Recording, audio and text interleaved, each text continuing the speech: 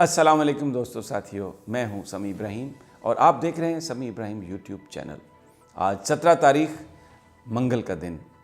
ایک بہت بڑی سازش بے نقاب ہوئی ہے۔ پچھلے کئی دنوں سے، کئی مہینوں سے دوستو میں اپنی ویڈیوز میں آپ کو یہ بتانے کی کوشش کر رہا ہوں کہ بھارت پاکستان کے خلاف پروپیگنڈے میں مصروف ہے۔ جو ویسٹرن بہت ساری ایجنسیز ہیں، بھارت جو ہے پاکستان کے اندر کچھ لوگوں کے ساتھ مل کر یا پوری دنیا میں نیٹ ورک بنا کے ایک پاکستان کے خلاف بیانیہ ترتیب دیا جا رہا ہے، جس میں پاکستان کو یہ کہا جا رہا ہے کہ مسنگ پرسن ہے، بلوچستان میں ظلم ہے، ہیومن رائٹس کے حوالے سے ظلم ہے، اور کشمیر کے اندر پاکستان دہشت گردی کروا رہا ہے، بھجوا رہا ہے، بندے بھجوا رہا ہے، پاکستان کے اندر لوگوں کو غائب کیا جا رہا ہے۔ ایک ایسا بیانیہ ترتیب دیا جا رہا ہے جس میں پاکستان کی فوج کو برا کہا جائے، جس میں پاکستان کی عدلیہ کو برا کہا جائے، جس میں یہ پوری دنیا میں ثابت کر دیا جائے کہ پاکستان کا جو وجود ہے وہ دنیا میں تباہی اور بربادی کا باعث ہے، اور ہر جو ٹیررسٹ آرگنائزیشن ہے یا جو تنظیم ہے یا یہ جو ٹیررزم ہے، یہ اس میں پاکستان کا کہیں نہ کہیں ہاتھ ہے۔ اس میں کچھ ہمارے دوست بھی نادانی میں، ہمارے اپنے کچھ لوگ بھی اس میں استعمال ہوئے ہیں، اور یہ اس حد تک نیٹ ورک آگے چلا گیا جیسے گوئبلز نے کہا تھا، جو جرمن فلاسفر تھا، کہ اتنا جھوٹ بولو، پروپیگنڈا اگر آپ نے جیتنا ہے اتنا جھوٹ بولو کہ لوگ اسے سچ سمجھنے لگ جائیں۔ تو بہت سارے لوگ سچ سمجھتے ہیں پاکستان میں فوج کے کردار کے حوالے سے، ایجنسیوں کے کردار کے حوالے سے، ان کا ایک مخصوص سوچ اور ان کا ذہن بنا دیا گیا۔ لیکن میں آج آپ کو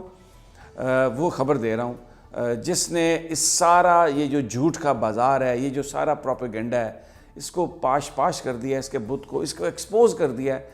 میں جب آپ کو یہ تفصیل دوں گا تو آپ کو اندازہ ہو جائے گا کہ یہ کتنا بڑا نیٹ ورک ہے، اور بھارت لاکھوں اربوں ڈالر اس پہ خرچ کر کے تو ایک بیانیہ پاکستان کے خلاف بنا رہا ہے تاکہ کشمیر میں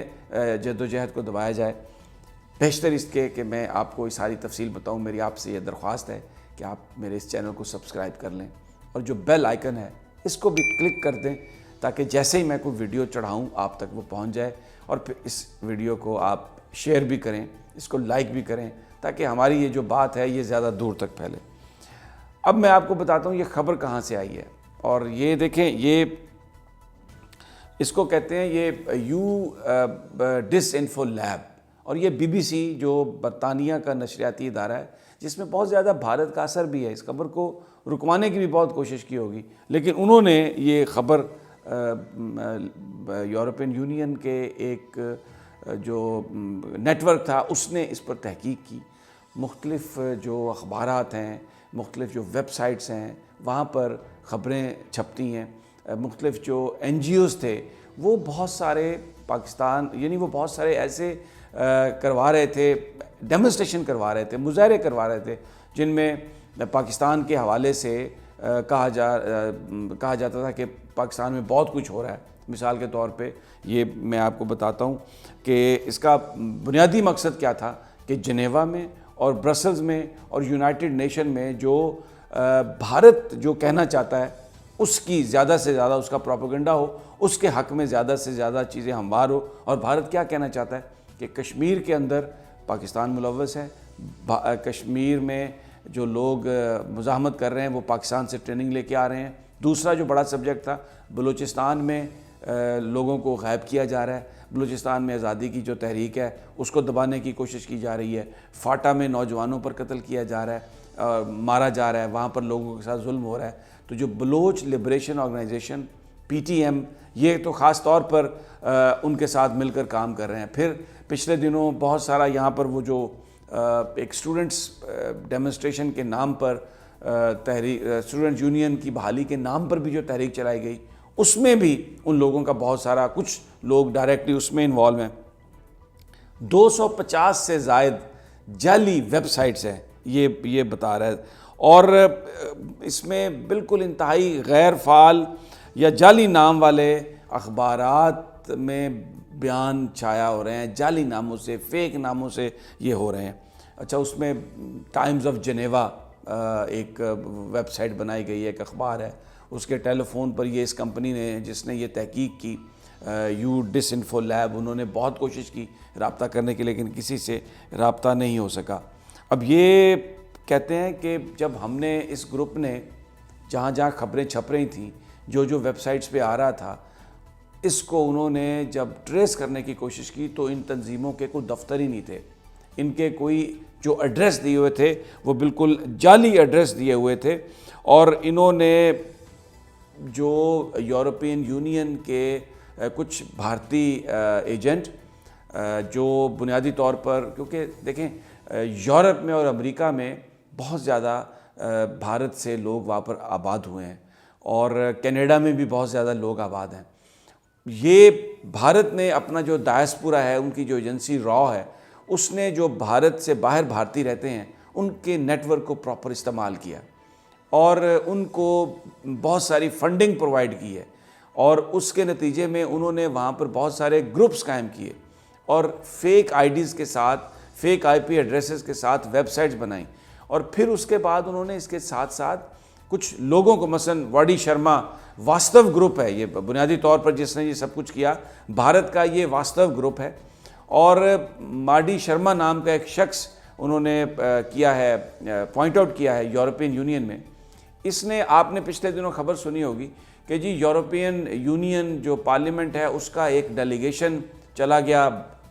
کشمیر میں، اور بالکل بھارت نے تو کشمیر کو اوپن کر دیا ہے اور سب کچھ دکھایا۔ اب یہ جو واڈی شرما ہے بیسیکلی یہ رابطہ کار تھا، یہ بھارتی انٹیلیجنس ایجنسی کے لیے کام کرتا ہے، فیک اس نے گروپ بنائے، اور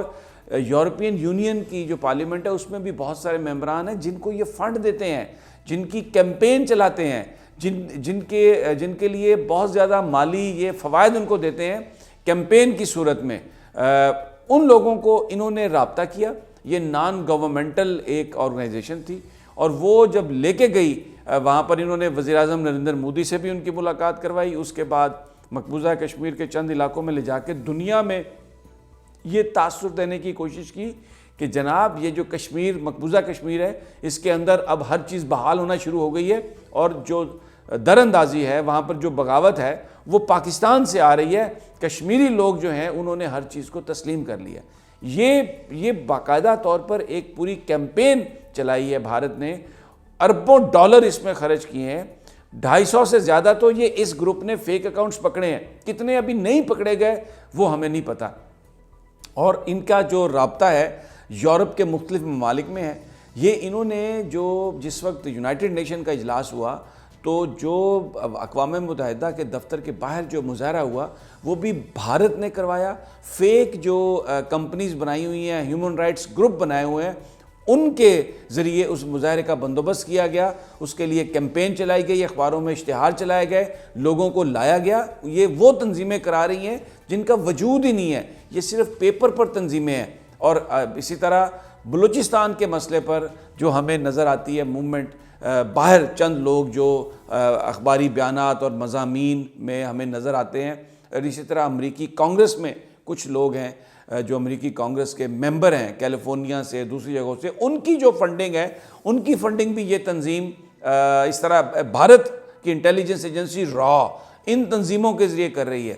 یہ آپ سمجھیں کہ پاکستان، دیکھیں یہ ہم ہمیشہ ذکر کرتے ہیں 5th جنریشن وارفیئر، میں اس کا یہ آپ کو بتانا چاہتا ہوں کہ یہ اب برطانیہ میں نیٹ ورک پکڑا گیا ہے، اور یہ پاکستانیوں نے نہیں پکڑا، یہ جو BBC نے اس کی رپورٹ کو شائع کیا ہے، اور یہ یورپین یونین کی ایک وہاں پر ایک یہ تنظیم ہے یو ڈس انفو لیب، جس نے یہ سب کچھ پکڑا ہے، انرتھ کیا ہے، اور جو پاکستان کے خلاف جو بیانیہ ہے اس کو بھارت آگے بڑھا کے، اب سوال یہ ہے کہ پاکستان کے اندر بھی ان کے لوگ موجود ہیں، یہاں پر بھی ہمیں بہت سارے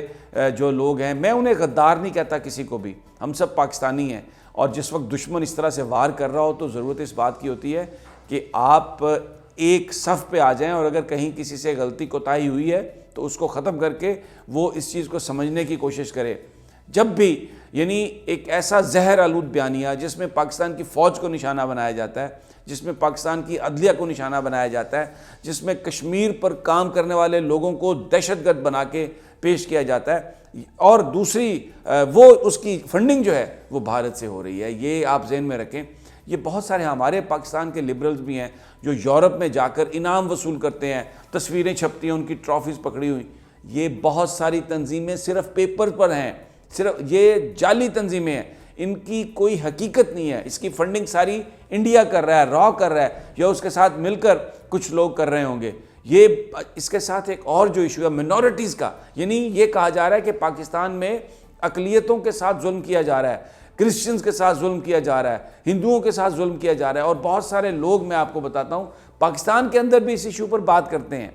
تو یہ ابھی جو یہ بہت بڑا نیٹ ورک بھارت کا جو بے نقاب ہوا ہے، اس میں اور یہ پاکستان نے نہیں کیا، یہ یورپ کی تنظیم نے کیا ہے. میں پھر بتا رہا ہوں، یو ڈس انفو لیب، انہوں نے دیکھا کہ یہ کہاں سے چیزیں چھپ رہی ہیں، کسی کا بھی ایڈریس نہیں ہے، کسی کا دفتر نہیں ہے، حقیقی کوئی وہ لوگ نہیں ہے. ایجنسی جو ہے بھارت کی را، وہ ان کے پیچھے ہے، لوگوں کے فیک نام ہیں، 2-3 لوگ ایکٹیو لوگ ہیں جو یہ سب کچھ کر رہے ہیں. جیسے میں نے مارڈی شرما آپ کو بتایا، یورپین یونین میں کچھ پارلیمنٹ کے ان کے ممبران ہیں جن کا کام یہ ہے کہ وہ پاکستان کے خلاف بیانیہ کہ فاٹف میں پاکستان گرے لسٹ میں رہے، اور اس کے ساتھ ساتھ جو GS+ کا جو ہمیں یورپین یونین سے جو ملنا ہے، جو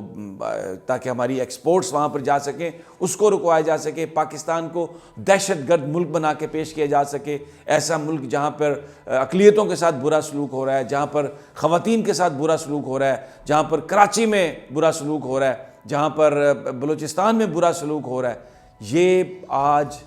بہت بڑا یہ نیٹ ورک کروڑوں اربوں ڈالر جس میں بھارت لگا رہا ہے، را اس کے پیچھے ہے. یورپ نے ایک جو یو ڈس انفو لیب نے اس کو بے نقاب کیا ہے، اور BBC نے اس پر پوری خبر بھی چھاپی ہے. تو اس میں کہنا یہ چاہ رہا ہوں آپ سے کہ اپنی صفوں میں بھی کالی بھیڑوں کو پہچانیں. یہ جو باہر کی تنظیموں سے آپ کو بڑے بڑے عہدے داران اور بڑے بڑے ایوارڈز لیتے ہوئے لوگ نظر آتے ہیں، ذرا ان کو بھی آئینہ دکھائیے. آپ بھی جہاں پر بھی ہو ان کو بے نقاب کریں، کیونکہ اس وقت یہ سمجھ لیں آپ ضرور کہ یہ جو خبریں آ رہی ہیں باہر سے ادھر سے، اس میں پاکستان کی فوج، پاکستان کی عدلیہ ایک نشانہ ہے، اور اس کے پیچھے بھارت کی فنڈنگ ہے.